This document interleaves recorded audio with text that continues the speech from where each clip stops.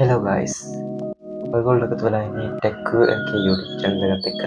අද මම කතා කරන්නේ SSD ද hard drive ද හොඳ කියලා. ඉතින් මේවා තියෙන වාසි පාසි මොනවද කියලා මේ වීඩියෝ එකෙන් කතා කරමු. හොඳයි, SSD එක ගොඩක් ස්පීඩ්. ඒත් hard drive එක එච්චර ස්පීඩ් වෙන්නේ නැහැ.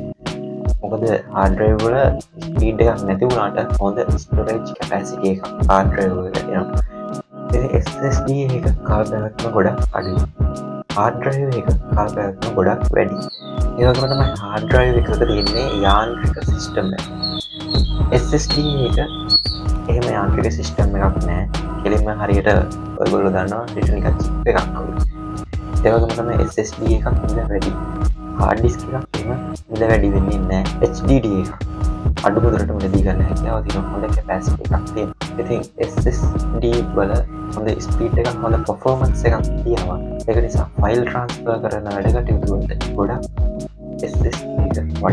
ඉතින් අද වීඩියෝ එකේ කතා කරන්නේ SSD HDD ගැන සරලව විස්තර කිහිපයක්. ඉතින් වීඩියෝ එක එකතු වෙන ඔයගොල්ලෝ හැමෝටම ගොඩක් ස්තුතියි. එහෙනම්